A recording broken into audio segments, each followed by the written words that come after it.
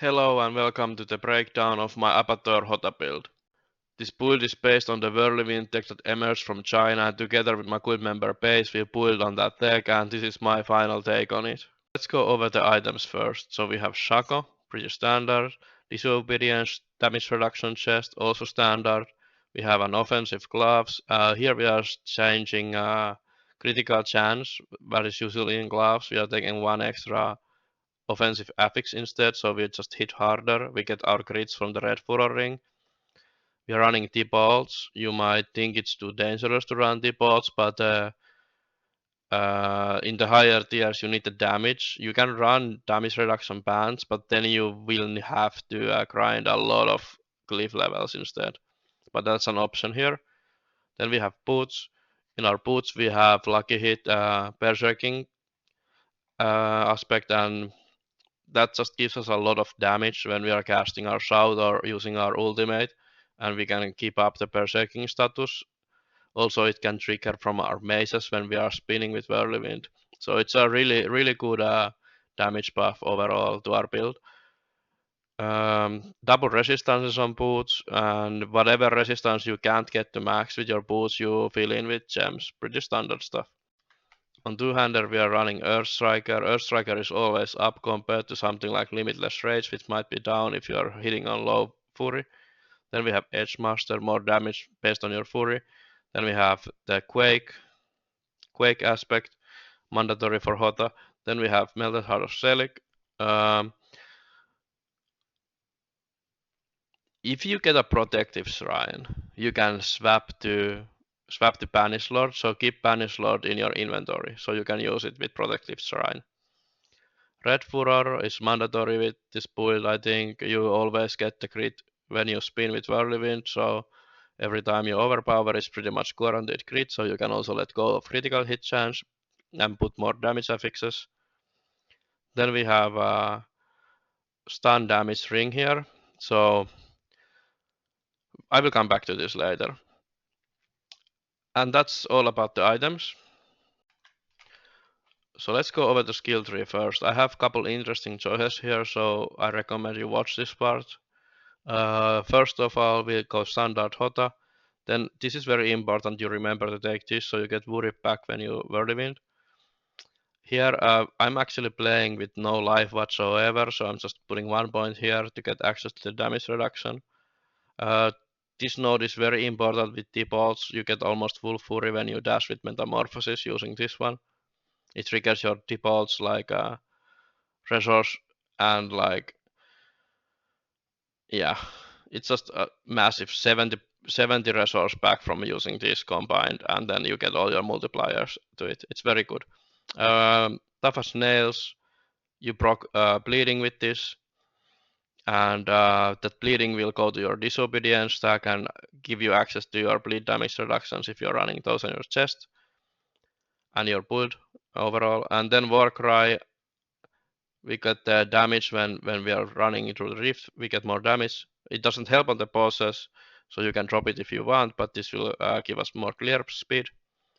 Damage reduction here. Pitfighter here, damage reduction and damage. Very good. Counter offensive, when we have Fortify, we get more damage. And then we get damage reduction while fortified. I'm taking all of these. It's very good damage nodes, every one of them. Max Fury, of course, and each time I swap weapons, I get Fury back. This is very mandatory for whirlwind spec. So every time you whirlwind, Hota, you get Fury. Here's one of the most interesting things. So I'm running full life, but I'm not taking any of the healings in my tree. So I'm just healing it with potion only, and it's working for me. Concussion. Concussion is what enables big portion of this build actually. Like we are running vampiric power domination and the stun damage ring I showed you earlier. So concussion, when we're spinning with our mazes instead of like sword, like some videos suggest you use sword, but I heavily suggest mazes because you can enter the whirlwind faster, having more attack speed and so on, and you get access to concussion that you can stun the enemies, and then you get the damage to stun bonuses from your build. So it's very good damage amplifier for this build. Unbridled Rage as normal. and that's our skill tree. Um, Here it's showing like empty slot, but we have Shaco, and in this builder you can't assign a zero skill on the toolbar for some reason. But here we are actually running the change. So this one, it will help us stack groups of mobs together.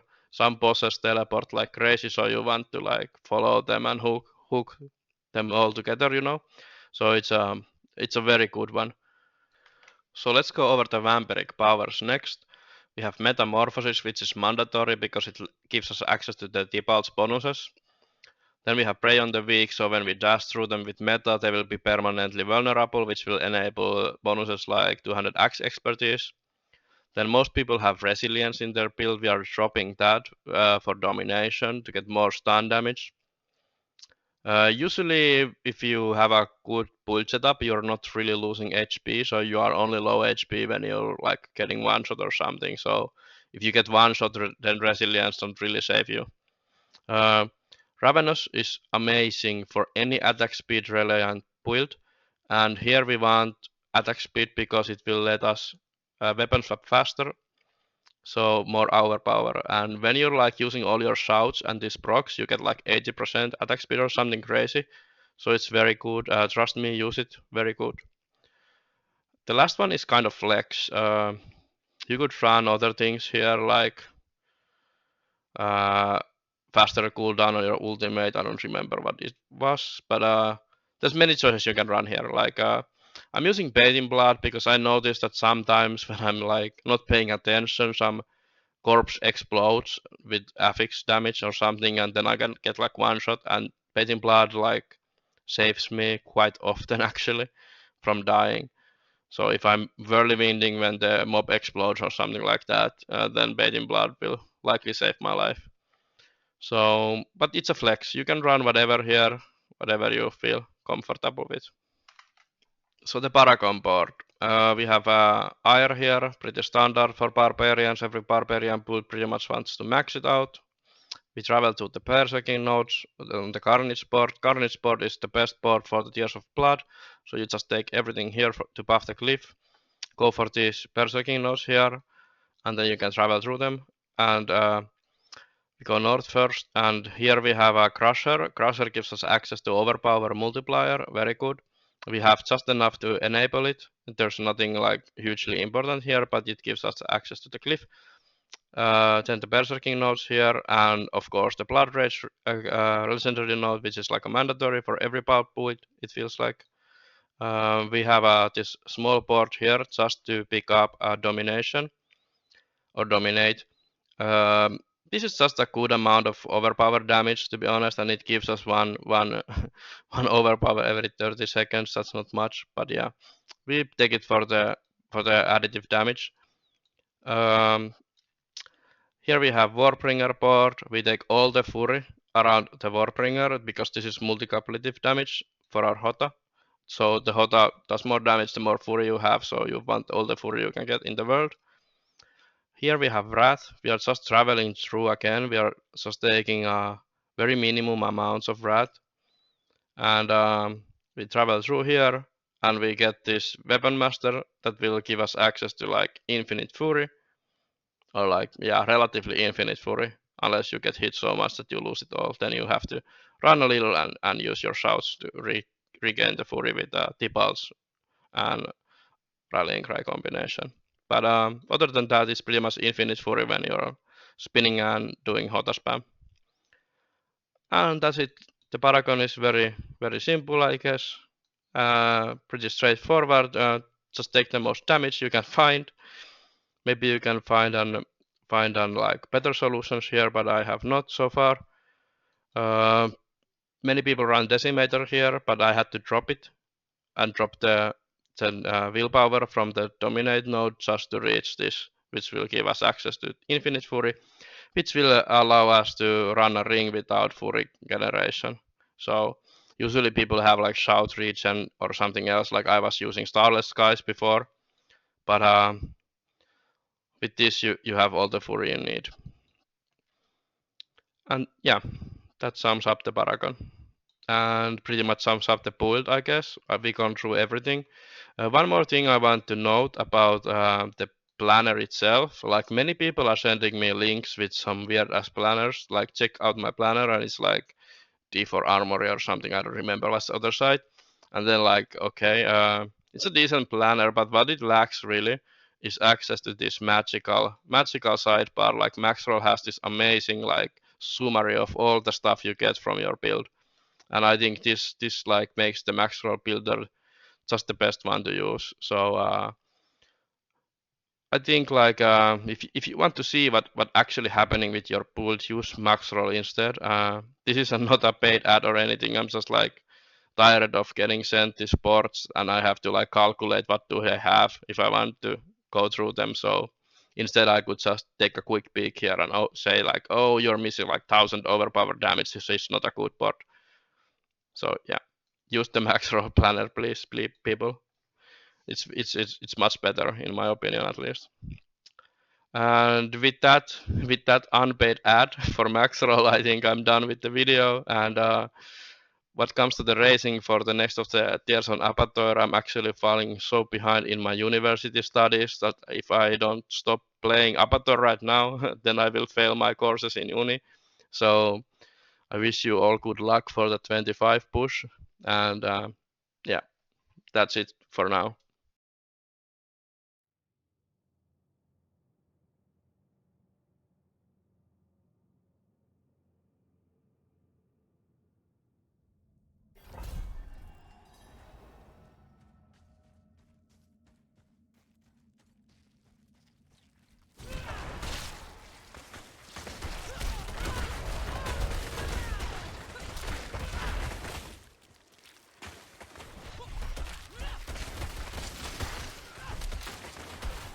I need more time.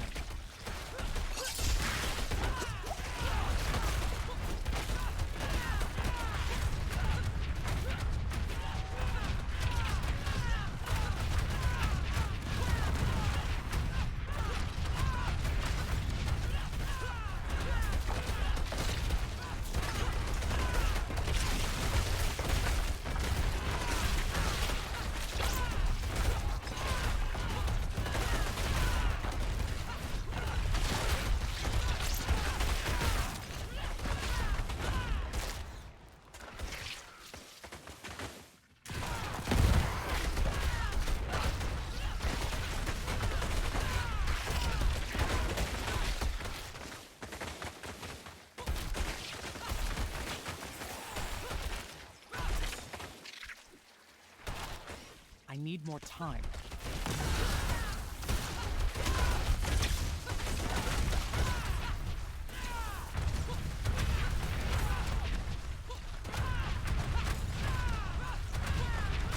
I need more time.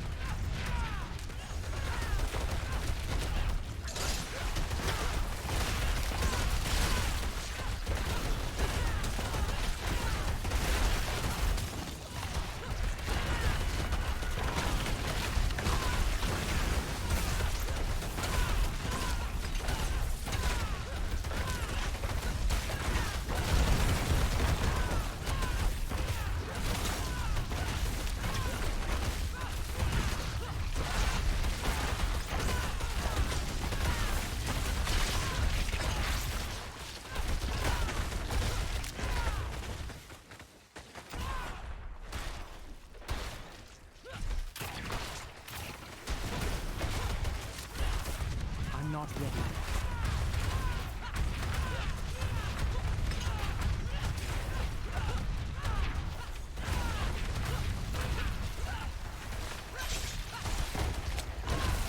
I need help.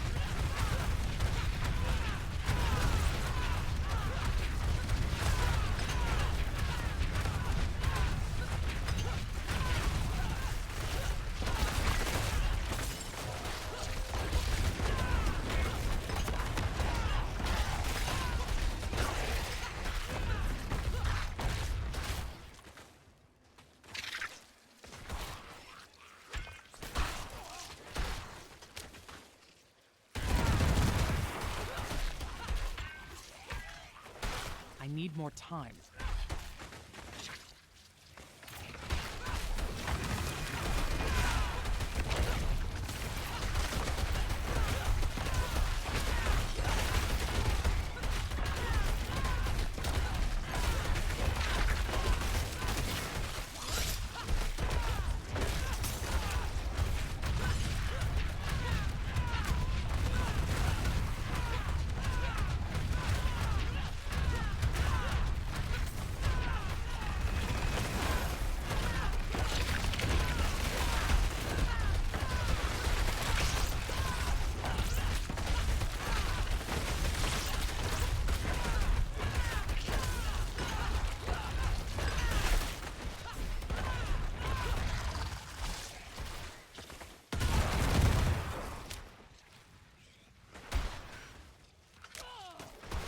I must wait.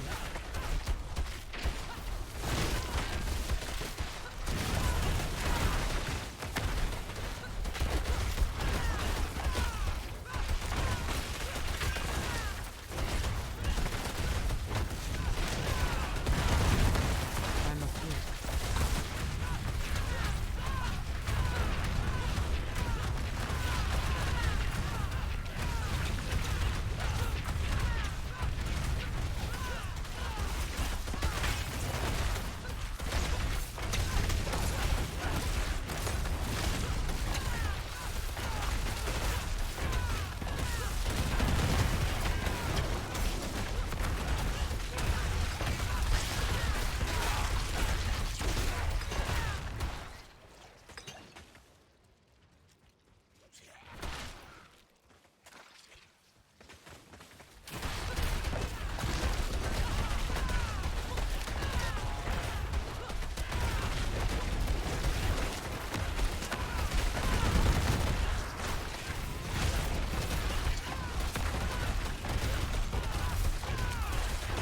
I must wait.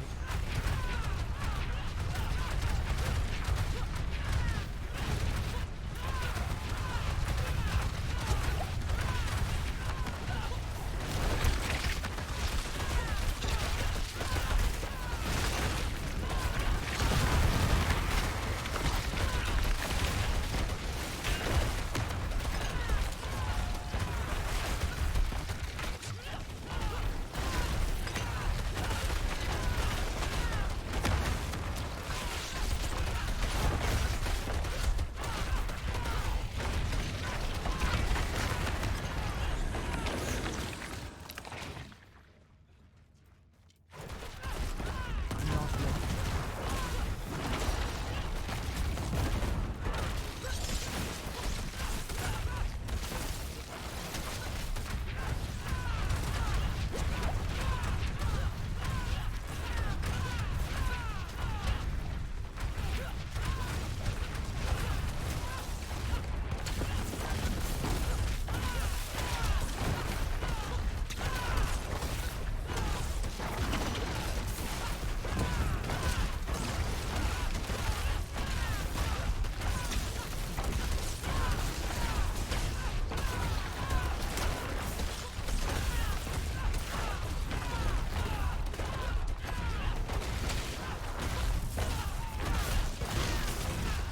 I'm not ready.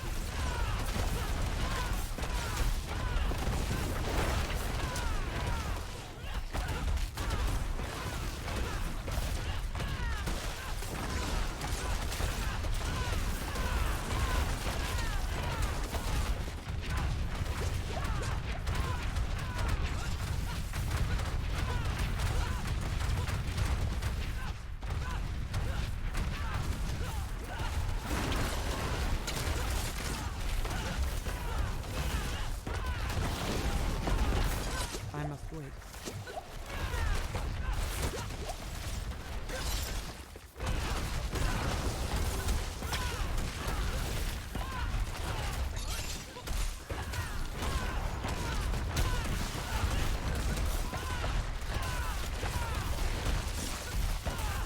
I must wait.